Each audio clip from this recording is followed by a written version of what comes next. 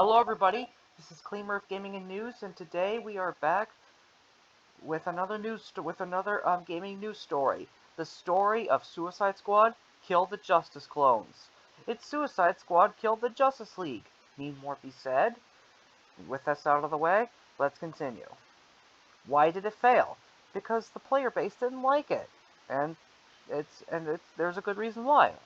There are actually a few key good reasons why for this. Oh, and it really did deserve to fail, yes, it really did deserve to fail. One, terrible story.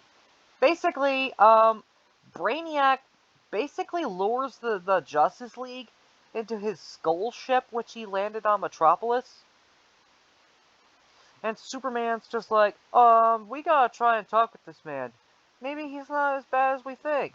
And Batman's like, yeah, this is a trap. And Wonder Woman agrees, but everyone else is like, hey, we're going to be in the thick of it. Talk so nasty, we toss the thing back up into space. And guess what happened? Brainiac just ties them up, corrupts them, and turns them into his servants. The only ones who got out untouched were the Flash and Wonder Woman. But not for long. But then Argus and Amanda Waller come in. They go to Arkham Asylum to get the Suicide Squad, and they go and they put them through trials, and they inject nanite bombs into their brains, and they send them to Metropolis to stop Brainiac and his corrupted forces. Flash tries to help them, but he gets captured by corrupted Batman. And he too gets corrupted. Now it's only Wonder Woman that's left in the DC League. And now the Suicide Squad members, Task Force X, those being Harley Quinn, Captain Boomerang, Deadshot, and King Shark, they go and collect guys all over the place. They pick up Penguin. They get Gizmo. They get a kid named Toyman, and they get a literal child, Poison Ivy. What? And there's also this other character named Hack. Basically, they're helping them. They give the weapon upgrades. They give them, yeah.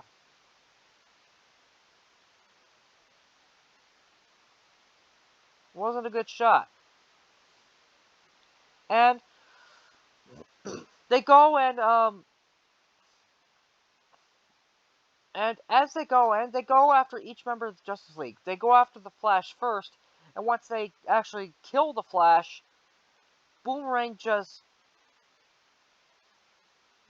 puts some waste on his remains.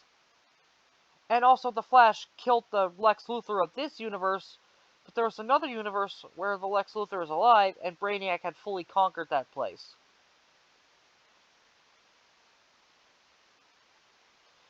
And once they got back, Lex Luthor the new Lex Luthor hacked into the Justice League systems, and he goes easiest corporate takeover in history. So after they take out the Flash, they go after the Green Lantern, and what they used to defeat the Flash was this anti-Speed Force thing. This anti-Speed Force ring, which they use to deflect the Flash shots and tire him out. And now that they're going after the Green Lantern, which basically is sitting on a throne.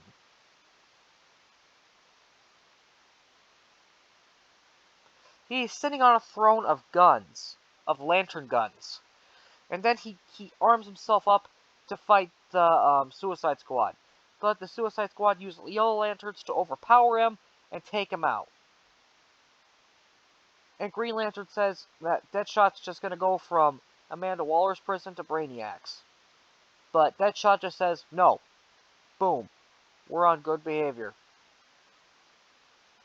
We are out on good behavior is what he says. And then King Shark tries to use the Green Lantern himself, but gets corrupted by it, so he has to remove it. Before a shark that had a Green Lantern shark that had just taken out Brainiac's Skullship's shield, tries to go after them next. And then Amanda Waller congratulates them and sends a nuke at the Skullship. But before the nuke can hit the Skullship, Superman comes in and stops it and sends it in the opposite direction. Wonder Woman then comes in and tries to stop Superman, but she gets herself killed in the process. So now the Suicide Squad have to go and take out corrupted Batman, which his fights are scripted segments that revoke control from the player, and then he shows up in a nightmare form, in which the Suicide Squad shoot him with bullets, fear bullets that are infused with fear toxin. This weakens Batman to the point where he's unable to operate, and they basically get information out of him, and then they take him to a park bench where they just shoot him. And then they use gold kryptonite to fight Superman and kill him too. And then they're dealing with Brainiac. And then they have to do a few more tasks. And then once they get those tasks done, they go and combat Brainiac, who takes the form of the Flash, but it really does nothing for him, and he's taken out. He's believed to be dead, but he actually lives, so Amanda Waller just jabs the nanite injector into him, which it sinks his information out from the Skullship, and it causes the Skullship to explode.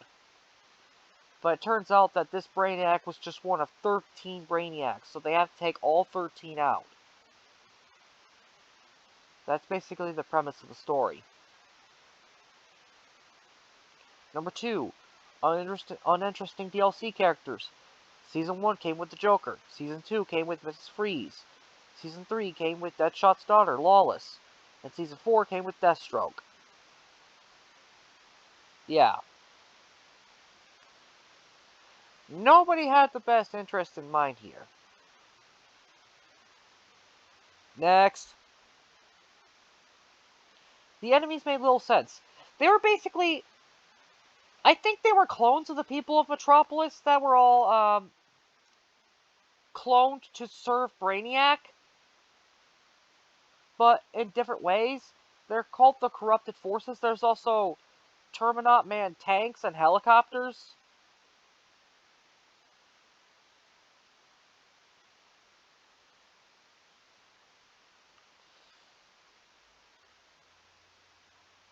And the Terminauts themselves, those little bugs, those little four-legged creatures, those are Brainiac's boys right there.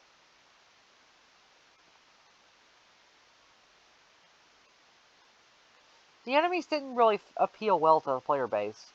That's what I think happened here. Number 4. It's basically like Transformers Shattered Glass.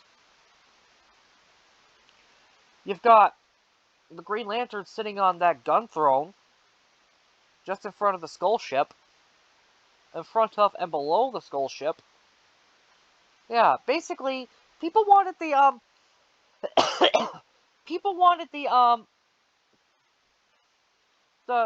Suicide Squad to be the bad guys and the Justice League to be the good guys, but because Warner Brothers didn't really like the premise, they decided to make a Shattered Glass-like thing where the Justice League are basically evil. I mean, there's nothing wrong with that, but people thought it could have been better.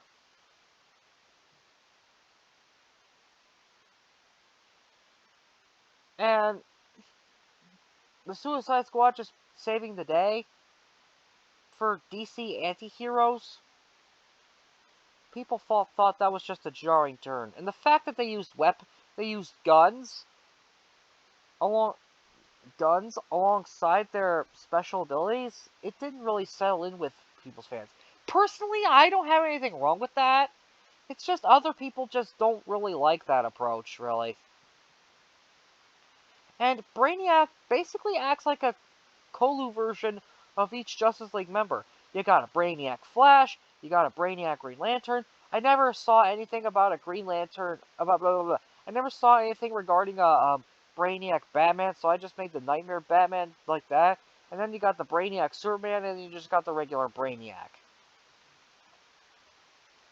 Basically, after the Justice League, every other character was basically Brainiac with a different version of a Justice League Brainiac. People thought it was jarring. And number 6, the corrupted Justice League members were all clones. They were all clones. It was all part of Batman's plan. He wanted them to be abducted by Brainiac so he could use the Justice League to save the day. So he could use the Suicide Squad to save the day. And then Amanda Waller was blackmailed by Lois Lane to do things if she didn't do them.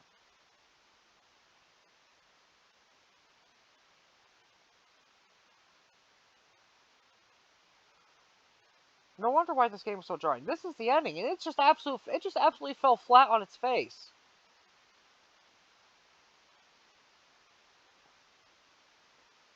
Speaking of Batman, this game disrespected the Arkhams.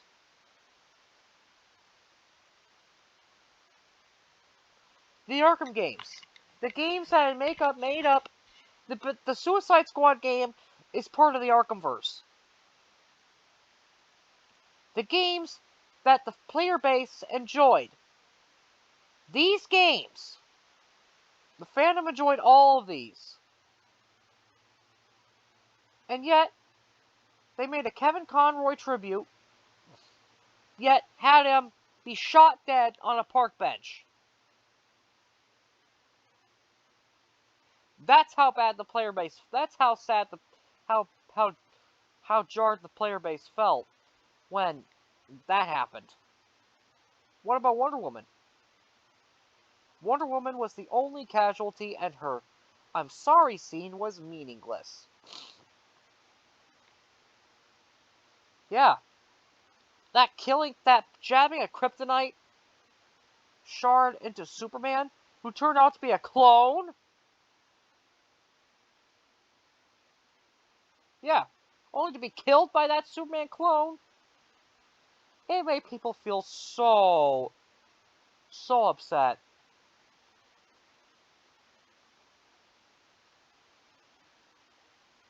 That's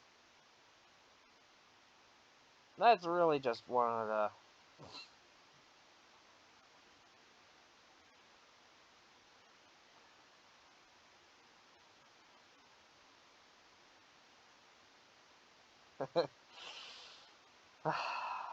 This heartbreaking scene is just for nothing.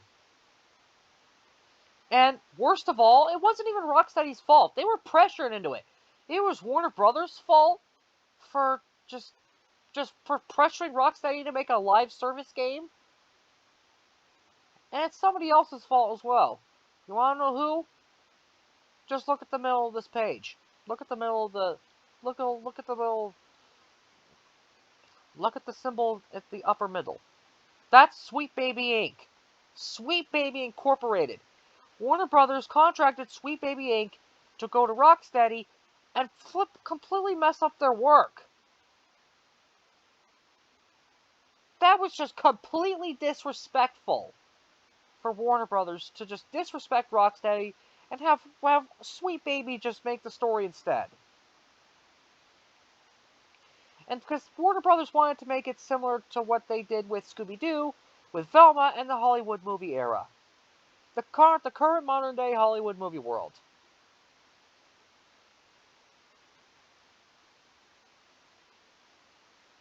No wonder why the player base hated this game so much. They done flipped it up. So bad. And now Rocksteady will probably suffer from all this. They could face layoffs, they could face absolute dissolution. Is what I'm thinking here. And could Rocksteady suffer? Yes, they probably could suffer. They could face layoffs and dissolution. And what's its legacy? 100 Star. 100 Star is basically some of the developers of in Rocksteady pieced out upon seeing the writing on the wall and formed a brand new studio, 100 Star. And they are wished well. 100 people, AAA games, and headquartered in London. I live in the United States, though. I live in the United States. I was born in Florida, and I live in the United States. I've always lived in the United States.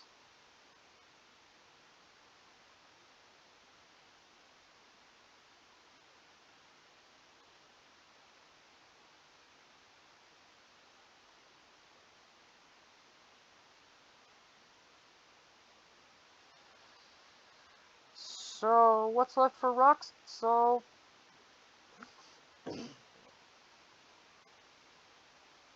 100 Star is basically the new Rocksteady.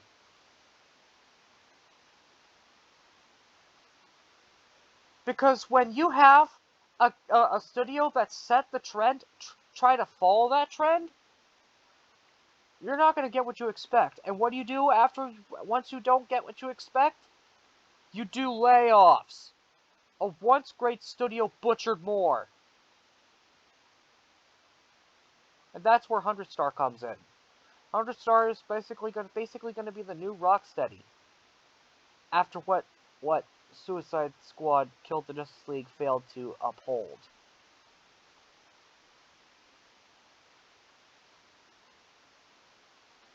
This is the legacy of Rocksteady, ladies and gentlemen. That's just what it is. Thanks for watching. Please be sure to leave a like if you like this video and subscribe to the channel as it really helps it grow. And click the notification bell so you don't miss out on any new content. Thank you all so much for watching. We will see you next time. This is Clean Roof Gaming and News. Peace out, ladies and gentlemen. We're happy to see you.